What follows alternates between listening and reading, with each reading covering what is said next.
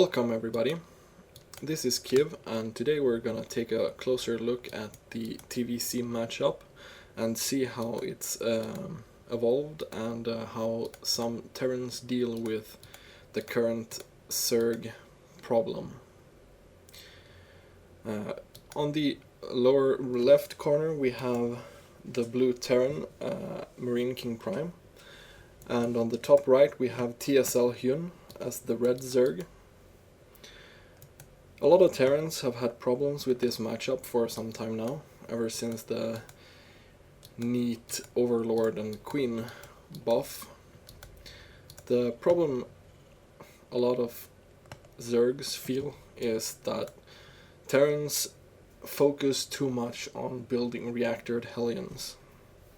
And the Zergs feel like, oh hey, you should just adapt and find new timings to throw at your Zerg opponent. And that's something I agree with a lot, that Terrans, we as Terrans need to find new timings and opportunities to poke at our opponents, especially with the 4 Queen builds. However, there's also a problem with saying, or a slight problem with saying that, hey, you shouldn't just open reactored Hellions anymore because they're just not viable anymore. The problem with that though is Terrans need some kind of map presence in the early mid game, especially after doing this kind of opener where you get either command center first or you get a 1 racks command center. After that you really need some map presence. You need to be scouting your opponent. What kind of unit composition does he have? How many units does he actually have? Is he just building drones? Things like that. You don't want to use scans for that. So there's really not that many options, if any, other than actually building reactored Hellions to actually deal with the creep spread and scouting any incoming really aggressive builds. That's why the reactored Hellion for now remains as the go-to build that you do as a Terran. So we're gonna see here what MarineKingPrime does in this game to deal with the Zerg and how that works out. So he started off with a command center first. You can usually get away with this because the Zergs don't really favor that super duper early pool. So you should be safe with a command center first on most maps versus most builds. But of course, command center first can get slightly dangerous. MarineKingPrime decides to follow this up with a 2 racks and 2 gas. This is something I think is really smart, because if your Zerg opponent scouts the command center first and he says, hey, I want to punish your build, you need to get out some units quickly. So you do get 2 racks and you get a couple of Marines to defend from any kind of incoming pressure, in case the Zerg thinks that you slacked on units or something like that. And he's gonna go ahead and put up a factory and a reactor and a tech lab and another barracks. This tells me that he wants to get stim really early and that he wants to go for reactored Hellions to take this map presence I was talking about earlier. You want to deny the creep from spreading too far, and you want to poke in the 3rd and see if the Zerg got it up yet. How many drones does he have in the 3rd? Can I kill any of those drones? Can I scout the natural? How many drones does he have there? How many queens can I see out on the map? And stuff like that. This is gonna tell you a lot. And again, we see 3 racks, 2 with reactor, and just reactored Hellions. He's actually starting to build Marauders out of the Tech Lab barracks. So I think that we're gonna see some kind of bio with Hellions push timing thing. Yeah, especially now when I see the starport, it tells me that he wants to get a few Hellions, a few Marauders, and a bunch of Marines with Stim, and then just push at probably the third, because that's where the Zerg is most vulnerable, because it's less likely that he has a bunch of creep here than, say, here. You have to push all this way on creep if you want to push here, and that's, you just can't do that, because then you're gonna die so horribly that you want to quit the game. And we do see he's up to 4 Hellions. Oh, actually he's up to 6 Hellions, and then he switches over to the reactor on the starport. And he's continuously have built Marauders and Marines, so he has 3 Marauders and like 17 Marines and 2 medevacs. So I feel like this is a fairly strong push. I think that this is gonna be a new trend, and I feel like this is gonna turn out pretty well. And actually next future is typing.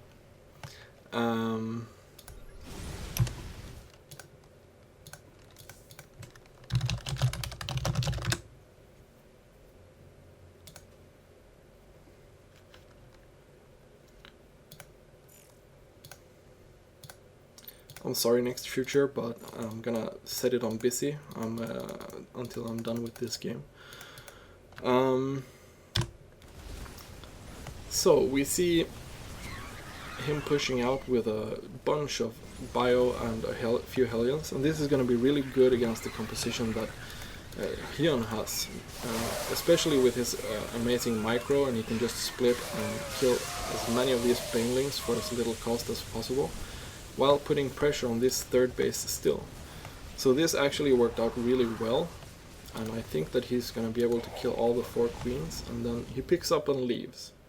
And I think this is one of the most important parts of the current TvZ. You need to realize that, hey, I'm not going to be able to do any kind of damage or trade very well in this situation, so I need to pull back and do something else. So he pulls his units back and he starts to deny this creep, which is really smart, and it's gonna allow him to kind of have that map presence. Back in his base, he started to transition into more of a marine tank composition with combat shield as well, and he's getting 1-1. And he did take his third base, and it's actually an orbital, so he's gonna have a really good economy at this point. He is behind in drones or workers, but with the mules I'd say he's about even, about slightly behind, but about even. We see a spire coming up from the Zerg, so it's gonna be something like a Ling Bling composition with decent upgrades. He does have 1-1, and I think that he's gonna start 2-2 pretty soon to keep that those upgrades rolling. We did miss when MarineKing tried to trade some more units, and I don't know how much damage he actually did, but the Zerg is about 1,000 resources behind on the lost resources lost tab even. We do see a small counter, but it's not really gonna do that much. A lone baneling that really screams that it wants to get sniped out in the middle of the map. I think that MarineKing has done a really good job at this point, keeping the map presence, being active with his units, and forced the Zerg to build a bunch of units that he really didn't want that much. If you just let your Zerg opponent sit back on 3-4 bases and drone as much as he wants to, you're gonna die really quickly, and in the late game there's not much that you can do. So we see Marine King breaking down the rocks in the middle of the map, and that really just brings both him and the Zerg another avenue of attack. I feel like being Marine King, you're a pretty aggressive player. This path is something that you want to open up just to be able to put pressure on a potential base here later in the game. And we see that he is continuing with the upgrades, getting 2/2 and +1 for his vehicles. He does have some muted defense here, a couple of marines and a turret. So we're just playing really safe at this point. And we see that there's going to be an engagement here in the middle of the map, where I feel like Marine King doesn't have that much compared to his Zerg opponent. I think that he has a bit too many marines in his base, maybe. And Muta's just picking off what they can and just being as annoying as Mutas can ever be. Can he get the tank as well? I feel like Marine King is actually having a really good ratio between tanks and bio at this point. He does have 5 tanks out and he's producing them one at a time. And here we see the Zerg rolling in on his opponent, as Zergs usually do. And there's just not that much that Marine King can do at this point. He's been really active up until this point and really just done the amount of damage that you can expect to do to a Zerg. But just Ling Bangling rolling over your army. And yeah, this is gonna do a ton of damage, and I'm not sure that Marine King can actually recover from this. There's just so much Lings. Getting a factory and a tank for free as well. If he can repair these depots, then maybe. But it looks like the Lings are gonna get through. And it's the only thing that Marine King actually has going for him is that he has the upgrade advantage. And he actually has a good choke here. Nice hold micro to keep the banelings in position there. And actually Marine King cleans this up despite taking some really heavy losses. I'm not sure how many SCVs he lost there, but it's, yeah, 43 SCVs.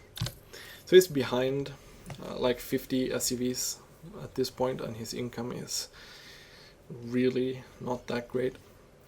If he actually makes a comeback in this game, it's pretty amazing. I feel like the bio push he did in the beginning, if you're a player that is more micro oriented and that you have pretty good micro, then it's a style for you. And I feel like mech and a tank push is more for players who are slightly less micro oriented, because bio really requires you to be on top of the control at all times. Marine King actually did get a cancel on Hyun's hatchery here, and I think that he feels like he needs to do damage, and I actually agree. But it looks like this force is going to get cleaned up really easily as well. And it looks really dark from Marine King, to be honest. Hyun is just cleaning him up every time and pushing him back. He isn't really building any SCVs either, so he's not making any attempts to recover in the economy department. He does have 3 orbitals, which I think every orbital is worth something like 4 SCVs. So he has maybe additional 12 SCVs, but that still puts him 30 workers behind. He does have 3-3 soon, while Hyun is not actually, his hive just completed. So 3-3 can start now for Hyun, but he's gonna be behind on upgrades for a while, which gives Marine King a slight edge that he desperately needs. The army supply is favoring Marine King actually, slightly. But there are only 2 banelings and a couple of infestors. Oh, that wasn't 2 banelings. What? Oh, I guess my unit counting thing is lying to me. But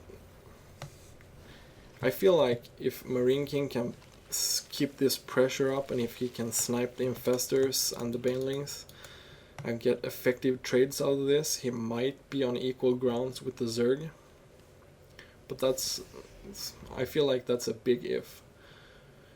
We see some Zerglings running around on the top of the map, but they're not gonna do that much. I feel like for the 100th time that Marine King is doing this well in the game because he has denied creep so actively, and I think that's what you really need to do. And here's a bunch of Zerglings, Infestors and Banelings, which is probably gonna eat the Terran army once again. I think that Hyun can actually just kill Marine King right here, unless he actually attacks into the planetary. But Marine King has really good micro as well. Still not building any SCVs, but Hyun actually spent a few of his drones, so it's a bit closer now. I wonder what kind of tech Hyun is gonna go for, if it's gonna be Ultralisks or Broodlords. But we don't see any Hive tech just yet. And 3-3 is gonna hit for the Zerg really soon, which means that Marines are not gonna do, or is not gonna be that effective anymore. So Hyun is actually moving to the top of the map. He's saving some supply, I guess, for maybe because he doesn't have enough money, but he's also getting Greater Spire and Ultralisk Cavern. So he's gonna get gonna be able to do both Ultralisks and Broodlords, which is a great thing to do versus Terrans, because they can't really react to that, especially not with the economy that MarineKingPrime has. Some banelings go off on the Marauders, and actually this is probably the first time that Marine King won a trade in this game. And if he can pick off these infestors for free, that's gonna actually put him back in the game. Because with those Broodlords, you really want some infestors to be able to fungal the Marines and just keep the enemy back while your Broodlords slowly digest them from a greater range. And Marine King is moving out, and I feel maybe he can take this with really good splitting. He's splitting his units a bit in advance, which is really important. And again, just denying the creep in the middle of the map and just pulling back a bit. Because now Hyun doesn't really want to engage. If you siege up here and spread your army, Hyun doesn't really want to engage into that position, especially not when there's no creep. So spending those scans on creep is really important. And we see Ultralisks now with 3-3, and their additional armor upgrade is gonna be done really soon. The 4th gets denied though, so as this game progresses now, it's gonna be really hard for Hyun to actually produce anything additional to what he has. So this is what he has to play with at this point. And I actually think that, yeah, the army supply of Marine King is actually in a huge lead, about 50. So with a good engagement, even with these infestors and the Broodlords, I think that he can win and just take him out, because Hyun actually has to distance mine at this point. And we see here, this is probably the last engagement here, with the Broodlords in the back, and I think that the Marines are just gonna clean this up. There were not enough Banelings, and the Fungals could have been slightly better. And yeah, it looks like that's it for Hyun. He doesn't really have that much left anymore. Maybe if he can chew through these Marines. But there's just a bunch more stuff back here. And that's the GG actually. And my thoughts about this game, I think denying creep was probably the biggest factor in Marine King winning this game. That's one of the biggest problems with the current TvZ. I feel like whenever I play a good Zerg, he has creep in my base at the 10-minute mark, but Marine King manages to deny that. A lot of that thanks to him being able to kill the 4 queens in the beginning of the game with the bio push that he did. And I think that's a really good answer to playing TvZ right now. Just denying creep and doing some really strong push as fast as you possibly can off 2 base.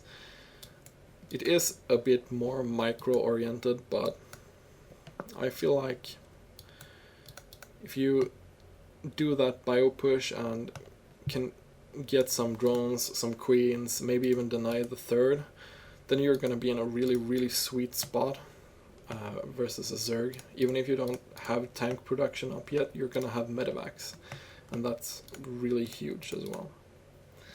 Anyway, that's it for this game, and thanks for watching.